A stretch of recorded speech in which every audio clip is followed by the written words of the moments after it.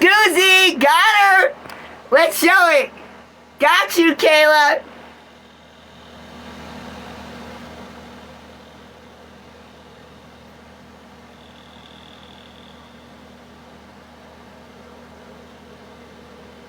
This is a flashback, KK. Yeah, it was so, yeah, it's cute. This is a flashback. That little move she would do. Yeah, so anyway, so let me show you. So, you saw Kayla. So when Kayla drew that, we drew this. Check it out, guys. Kayla, after you drew that, Jack drew these. Yeah, well, Kayla, look what I found. So, aw, Kayla, check it out. Look what I found. Everybody, give it up. She was amazing, KK. And, just to show you, if everyone doesn't believe it, Kayla, she's in a better place. You will see her again. Check it out, guys. I told you she was in love with us. Look how happy she looks. Doesn't she look in love? Does she look in love or what? She looks in love, doesn't she?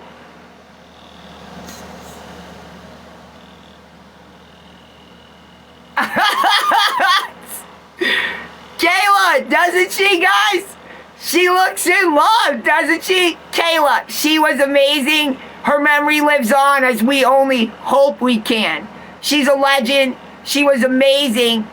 Doesn't she look in love? Look at Kay. We were a caretaker, and we really had a good Thanksgiving that year.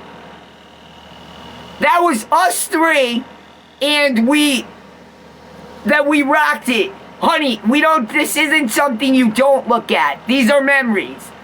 She needs to remember all the good times. She needs to remember all the awesome fun we had. And all the memories of her that are literally legendary. You show these as memories. That's what photos are. You don't shy away from stuff. You don't shy away from good times. You never shy away from the memory who they are. When I pass, when my family passes, anyone, I look at the photos and I love those memories. Never once would they want you to not look at photos, because it's hard. You look at photos to remember who they were and to remember how awesome it was. Memories last a lifetime. The three of us will go down forever in history. Fighting crickets. Right, Kayla? Fighting crickets. So, when I tell you memories last forever, memories last forever. Now, yes, I told you we had to be baby.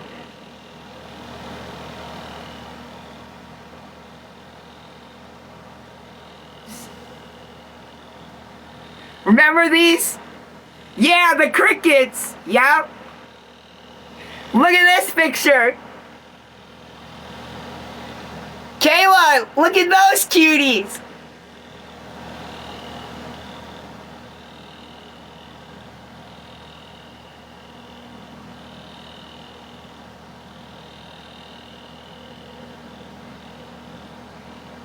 All right, two cuties, right? All right. All right, so I was showing you a photo. I'm trying to show you a drawing. Oh yeah, so Kayla, these drawings. I'm looking for the drawings. And KK.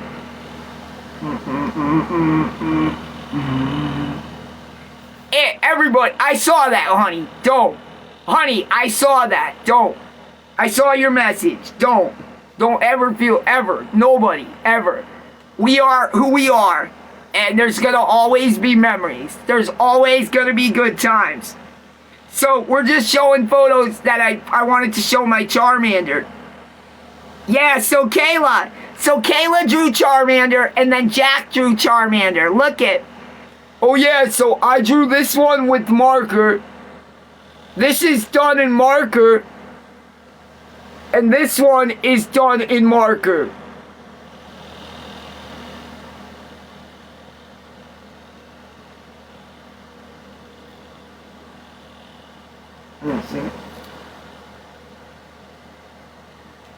They're cute, right? So Kayla did one, and then we did them with her. Kayla used to ask us to teach her. And yeah, Jack is phenomenal when he draws. Kayla, I'm sure I have them somewhere.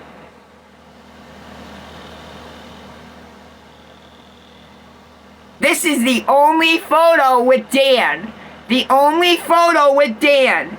Dan is the brother who I am not talking to right now. His girlfriend's about 60.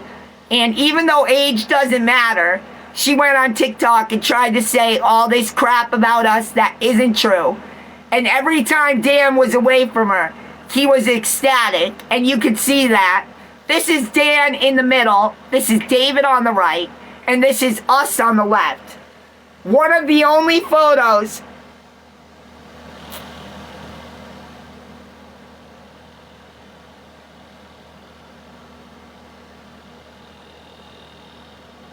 One day I'll talk to Dan.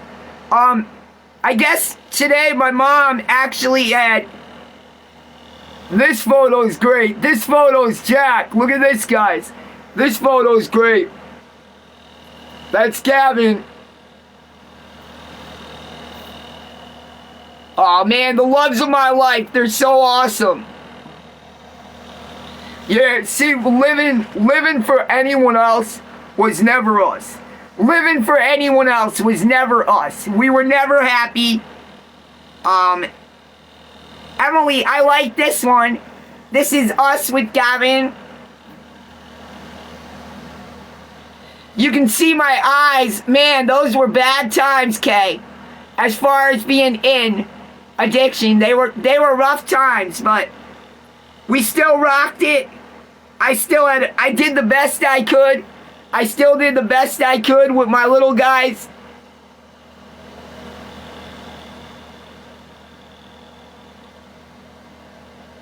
We were full-blown, addiction's terrible. I battled it for 15 years. Finally beat it, finally conquered it. Smiles! You want to see a photo, guys, where I look bad? Look at this, Kay. This is Emily, fully addicted. Look at this. You can see how much I was going through, Angie.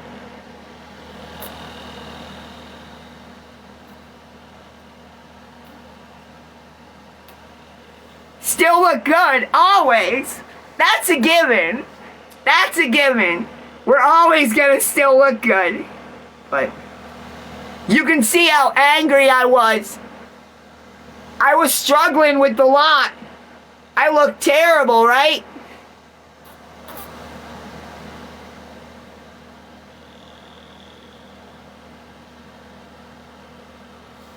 Yeah, you could see how lost we were and how much.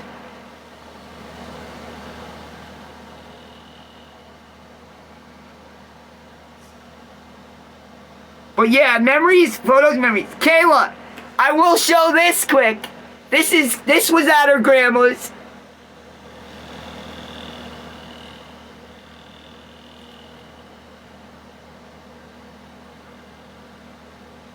Yeah, you have grown so much. Thank you. We have literally changed our entire life. Addiction is done. We have changed our entire life. Never looking back. Never. So, Angie, everyone look at this. When I finally was just...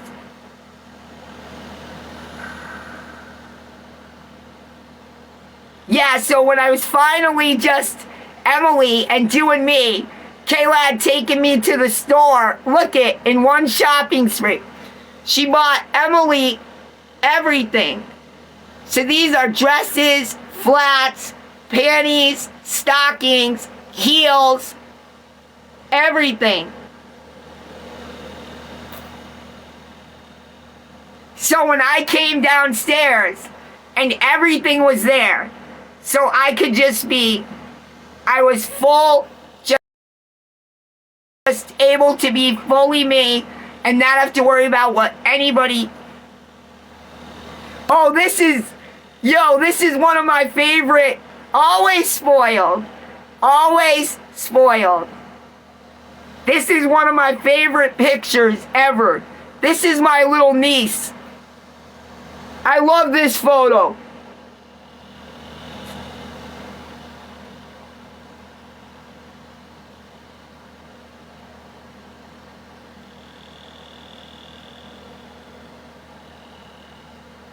All right. Is that photo awesome or what? Yeah, that's when we chop all the hair, and then we have our chin strap.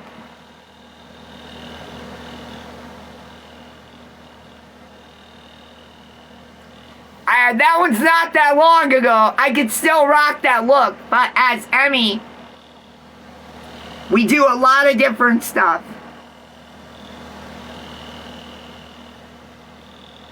This was the Viking. This one was the Viking.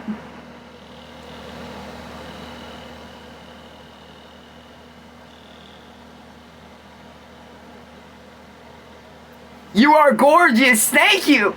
I really appreciate all your compliments. Thank you guys. Oh, this one was the beast.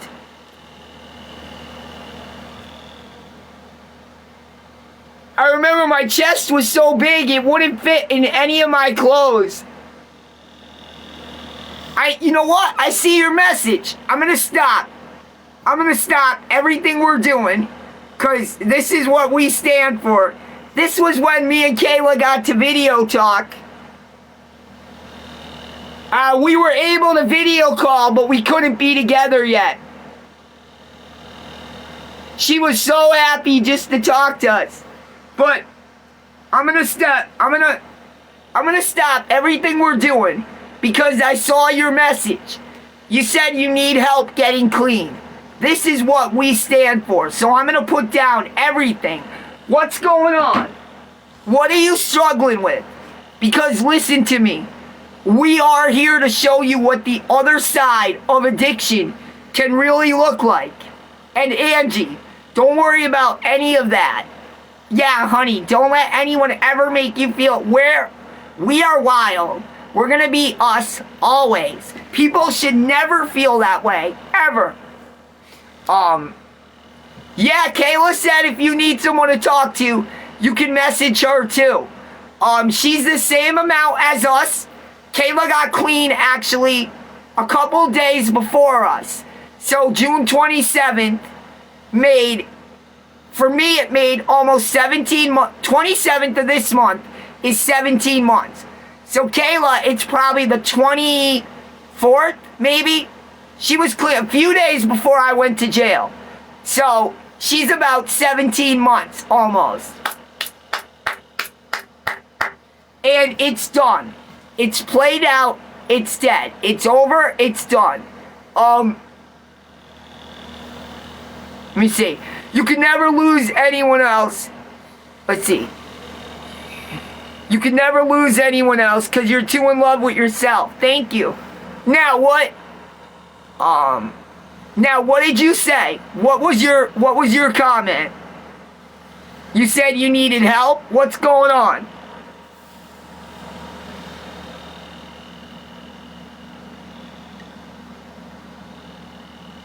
Smiles! Any word? Have you talked to your doctor? You have to tell them straight up. Ask them if they will just do it for us. Miss Vic, I can't stop you. Listen. The number one reason you're gonna stop is not about the stuff, being able to get it. None of that'll stop you. You'll either always find a way to cop or you're gonna be in jail. It's one or the other. You'll always find a way to cop or you're gonna have to stop because you're sick. That doesn't mean you stopped because you wanted to. That doesn't mean you stopped because you wanted to. You have to quit because you know in your heart it's done. If you don't stop for you, listen to me. I say this to every addict, to everyone out there. People who haven't used, we don't give a shit what they say. They'll never understand. No one will ever understand until they've been in these shoes. And trust me, these are cute little shoes. Anyway, with cute little feet. But the bottom line is, until you totally understand, listen, you can't stop for anyone until you're ready to stop for you. I say this to everyone. Everything you put before your recovery, you will lose. I've gotten into it with mothers back in the day. You don't understand. I can't quit ever because I'd have to go away to get clean and someone would have to watch my kids and me and my mom don't talk. Bullshit. If you really wanted to stop, I guarantee there's a family member that can take your kids for a little bit while their mother gets their life in order. Yeah, but you don't want to hear it. That's what it is. You don't want to hear it. Yeah, but we don't talk. You don't talk because you don't want to submit and tell her that they're right and we are wrong as addicts. See, I used to go back and forward. The biggest one was mother or fathers. I don't have anyone to look after my kids. So I can never get clean because me and my mom don't talk. You don't talk because you will not say you are wrong and you're ready to get help. The second I was ready to change my life, everyone stood by me. But you know what? I had to be real. I had to be real. Because see, the craziest thing about our situation, we're different than a lot of people. We can get what we want just by doing whatever we want. We're smart. You know, we're different. We've been able to use our looks, our talents, anything to get what we want. Kayla will tell you all the deal. Everyone was our friend. They want me to play a song and they'd give me stuff. My point is, I could still go on using every day and my parents and people would suffer through it and I would still be able to get them to do what I wanted to get what I wanted to. But it is not what I want for my life anymore. Do you understand me? My mom, even though I could figure out how to be unsick, I could figure out how to monitor and make it through, and my mom was hurting. My dad was hurting. Everybody was hurting. Everybody was hurting around me. And you know what? My sons, everybody was, we were a master manipulator. We were, honey. We own it, Shannon. We were. Keyword is were. We were phenomenal. Everyone did whatever we wanted. We were, honey. We broke, we gave it all up, and we changed our entire life. So not only, there was a reason back in the day, my arms, before I made it, before we started getting big on TikTok, my arms said, stay humble. Because all my friends and everyone would say, okay, Emil, she went out with you, or okay, Emil, you got her, or okay, Emil, you won this at work, but you need to stay humble. I tattooed myself because I had to remind myself. That's how out of control and crazy I was at whatever I wanted, I got. But I'm telling you, when I changed my life, and I noticed that, my mom would say things like, well, all right, honey, I'm going to let you stay, but something's wrong, but I love you. That was her way of saying, I know you're using. I can't throw you out. You have this way about getting us to do what you want, and we're still going to take care of you. But they were all suffering. Family wouldn't talk to her. She would hurt. Gavin and Tyler were embarrassed to talk about their dad. Were embarrassed to say everybody. They would wait for me to want to see them, to call them, to miss their birthday. And I was sitting in my self-pity, saying, why is no one calling me? Where are my sons? They're freaking 7 years old. And I'm wondering why, on their birthday, I'm waiting for them to come to me when I should be going to them as their father. This is what we do as addicts. We fall into self-pity and self-loathing and crying and pity me. Kayla knows, we all know, it's pity me, I can't do it. Pity me, I need help. Reality is, man up. You know what I mean? When my little brother was sick, Kayla, and I know now why Joseph doesn't talk to me, and I don't blame him. When Joseph had his firstborn kid, my little brother, they had a Facebook everywhere. They had a GoFundMe. He had cancer. His little boy. My brother gave him part of his own kidney to save his own son's life. It was like a movie. My brother was amazing. But in this time, while my brother's kid was going through this, and thank God he's okay now, his big brother, Emily, whatever you want to say, was self-loathing and crying because nobody, my brother doesn't come see me. His kid's sick, but I wish they'd call me. I didn't get better tonight. This is really how we think. I remember while he was going through this, I would send him raps or I would send him things and it would say, love you. Look at my new song. Like, are you kidding me? And I wonder why he didn't talk to me for years. It took me until I got sober and got far enough away from this pink cloud that it hit me. Oh my God. I fell to my knees, Kayla. Everyone. I just told my mom the other day, I remember him putting on Facebook, we need prayer. My son has cancer. And I remember, saying, Joe, why aren't you liking my raps? This is what we do as addicts. The world becomes ours and we become selfish and we think we deserve everything when in reality we are destroying everything we love. As we do good on TikTok, as we make money, as we're succeeding, do I have that voice in my head? Always. That's why Ronnie Radke, the voices in my head, everybody. It will be there for life. But every time that voice steps up, the other side knocks it the fuck out. Every time. Every time. And it will continue to go that way. Always. See, as addiction, honey, Cloud Woman, everyone, as addiction, we are the most selfish people on earth. And let me tell you why. Because we get to a point where our aches and our hurts become more than those little children. Oh no, my kids, I don't care what you say. We've all been there. I was never abusive. I never put my kids out. My kids never got hurt. But there were times they had to sit up at night. I remember me and Kayla, and I admit this stuff because I talked to my ex-wife. These are stories for recovery, to help you. I remember having the most gorgeous twin boys in the world. And they would wake up, me and Kayla, they would wake up. The one time we had a special spot at a hotel. And Vanessa still had a heart of gold. She still let them come over.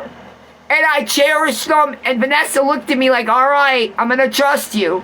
But Gavin and Tyler, if you don't want to be here, you call mommy. I'll come down in a second and I'll pick you up. And they were ecstatic to see Daddy. Daddy's in a hotel. We're little. This is cool. Reality, Daddy's broke. Daddy's a junkie. And Daddy's in a hotel because he doesn't have jack shit. And me and Kayla are pulling everything from our grandparents and relatives that we can. Anyway, they spent the night.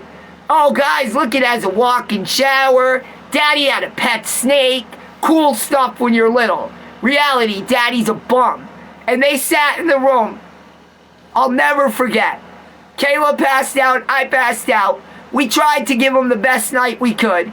But as the night went on, we're up right through 4, 5, 6 a.m., 7 a.m. And the boys happened to come over on an episode where I was ready to crash. I couldn't do it. So I tried. I crashed out. And I remember, I woke up and little Gavin was sitting there coloring. He was sitting there coloring. And Tyler was coloring. But it was pitch black. And it was 4 in the afternoon. It was 4 in the afternoon. And Tyler said, Dad, it's okay. We didn't want to wake up Kayla. And we didn't want to wake you up. We didn't want you guys to be upset with us. I remember as a junkie, right then, my heart should have shattered. And it did. But I still try to justify that. I don't feel good. See, part of me came through. Right then, I wanted to stand in as their father and flush all my shit. But then once my aches came in, I remember saying, I'll get better and I'll think about it. And once I got better, I never got better. The second it went in, hey guys, let's go outside. You want to run around the hotel? They're fucking 7 years old. You want to run around without your jackets? Let's go. We're all warmed up. Daddy, I'm not warmed up. Yes, you are. No, I'm not. Dog, they're little kids. You're a fucking clown. You know what I mean? Get your fucking head together. So I remember saying to Tyler, it's 4 in the afternoon. Tyler, what have you been doing? And there was a little mess in the hotel. He said, Daddy, we made cereal. I'm not kidding you. I felt the lowest point of my life right then. And Tyler said, we woke up at 6. 6 a.m. 6 a.m. This is the reality of the shit no one talks about. 6 a.m. And he didn't turn the lights on. 2 reasons. Daddy didn't show him how, because it's a hotel and I'm smoked. And they didn't want to wake us up. So this, but then, we wake up, we go to the bathroom, of course, then we're better, and then it's, I'm going to give them the world. We're going to take them outside and run around. They've been up all day, they're tired. Like, use your fucking head. Let them play with my snake. It's a giant ball python. They're scared to death. Like, stupid stuff that we don't grasp because we're addicts. And I'm telling you right now, if you don't listen to this message and you don't care, as Emily, I get it. We've all been there. But we're trying to, if we can reach one of you and get you to stop earlier than 38, then we did our job. Because it took us till 38 to get over our self-pity, our crybaby shit, and our self-loathing and realize, holy fuck, I messed all of this up. Kayla, she had an inheritance. Kayla, from everything in her life. Everything. It took me so long to see this pink cloud as it would leave far enough. I remember we went to jail 3 times. Kayla went with me every time because she wouldn't leave my side. It took me so long to see this stuff, to get clean. But finally, I made it. And look at this. Look at this. It took my whole right knee. It took an overdose and almost death. It took my left calf. I blew out the side of my left calf. It took my calves. It took my arms. My bicep. 1, 2, 3 slices. It took a lot before I got it. It took a lot before I got it. It took a heart attack and a stroke. And it took AFib. Emily, thank you. But Emily made it. Even in all those videos you'll see in the past that we hate, I always had style. And the best part of this whole story is I always had cute panties. I always had cute outfits. That's what I got out of all of it. And that's why Emily does not speak. Because Emily does not make sense. Emil has saved me a couple times. Yeah, listen, now that Kayla brought it up, I'll mention it. But yes, after she lost her mother, I wouldn't let her out of my sight. And there was one night I was out there rapping. And I was singing. 5, 10, 15, 20, 25, 30, 35. And I would start rapping. And I said, yo, Kayla, what do you think of that song? Kayla! I ran to the back and I kicked the bathroom door open. And she was purple. She was head first. Her arms were behind her back. And she was locked under the toilet. Her head was locked. So I hit my knees and I said, oh God, don't take her. Don't take her. So there was nothing I could do. So I grabbed her. She still had her thing on the toilet. Meaning it was already that far. If she had done it, she never would have made it. Never. So I didn't know what to do. So I freaked out. So I grabbed her and I started doing mouth to mouth. It was a disaster everywhere in the bathroom, everything. And I started doing mouth to mouth and pumping her and nothing. Nothing. Finally, she kicked back and she was gray, and then she rolled and she kicked back. So I spent the entire night, I had to pick her up. And the dead weight there is nothing heavier in life than when someone goes dead weight. See, normal weight is nothing. When their body goes dead, it becomes a brick wall. I threw her over my shoulders as the beast, and I carried her out, and I looked in my stuff. She had gone deeper than she was supposed to and took stuff when I was doing stuff. She figured out where my stash was, and she went too hard on purpose. She didn't want to be here, and I said, no, you're not going anywhere. So I sat her up in a recliner. I sat on the bed, and all night I had to watch her and look right at her. She would go out. I didn't bring anyone in. 2 reasons. I didn't want to embarrass her. I believed if I didn't keep my eye on her at that second, I would lose her. So I did it myself. So from about 1 a.m. till 7 a.m., I started feeding her little things of root beer. And I started giving her little pieces of food. All of a sudden, I had taken her Xannies from her.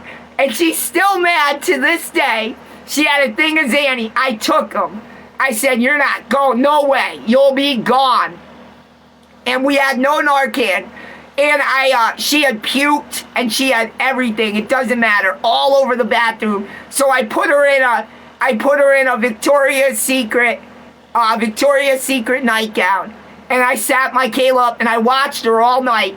And she kept going in and out. Finally, at about 8 a.m., her eyes go, and she looks at me and goes, where's my shit? And I'm like, you have got to be kidding me. You have got to be kidding me. She looks at me and goes, what happened? And I'm like, oh my God. So when Kayla says I saved her a few times, everything I tell you guys is true. But she's also been there for me a few times. And, you know, it's not just Kayla. It was my dad, my brother. See, guys, when the haters and the streamers, they hear the stuff my brother's girl's saying, Kayla can back this. The reason they're saying all that is she's worried I'll say what happened. I saved her life in this exact bedroom. I walked in and Megan, I said, hey, Megan, what's up? And she was black. And I said, Megan! I jumped the bed. Dan had just went to the hospital in an ambulance. And now I go upstairs and Megan's gone. And she's way older than us. And I jumped that bed. And Kayla, I don't know if you knew this part or anyone, but I had to give her mouth to mouth. Soon as I gave her mouth to mouth, she goes, ugh. And I said, Megan, you were gone. She looks at me and goes, what happened? And I said, I just brought you back. Like, I just saved you. You were gone. And she says, oh my God, so everyone's got secrets. And the reason I say this is I own everything in addiction. For some reason, God had me at 7 places at the right time. And I saved 7 people. And what's that? The scream of Kayla and Meg, it was horrific. The way I screamed, it was horrific. But bottom line, we live and learn from everything we've been through. Listen, here's my theory. You guys tell me if I'm right. Kayla, everyone, tell me if I'm right. Angie, my theory is when someone's mad at you and they hold grudges and they say they're really clean, you know they're not. Here's why. When you're really clean, you don't care to hold grudges. When you're really clean, everything petty does not matter. I'm not kidding you. Nothing matters when you're clean. This is my theory, and you guys can tell me if it's legit. And this is how it is for us. When you're truly clean, and you've really changed your life, nothing else matters. Hit too close to home. I have to laugh when it hit too close. You're fine. You're fine, honey. When you're really clean, people will say, yeah, I'm clean, dude. I'm clean. But I hate that mother. He owes me. Something tells me you're not telling the truth. Scoozy. Something tells me you're a liar. Does that make sense? Am I right? What the theory is when somebody says to you, all right, yeah, dude, I'm clean. I'm clean just as long as him, almost 17 months. But I hate that motherfucker. Well, thank you. We say, I have no issue with them anymore. Shit happens when you're in addiction. They say, yeah, I hate them, and one day I'll still get them. And I'm guessing you're still not on the level. That's how you tell. It works 95% of the time. That's what she said. It works 95% of the time. No joke. So, when I tell you guys these stories, and they're from our past, I wanted you all to know, Trump or Harris, oh my God. Trump or Harris, neither. I'm voting for a beaver. Does that make sense? I support the beaver. There's your answer. I'm so sick of that question. That is your answer. Now, everybody knew to this live, we are 4 personalities in one. We are different.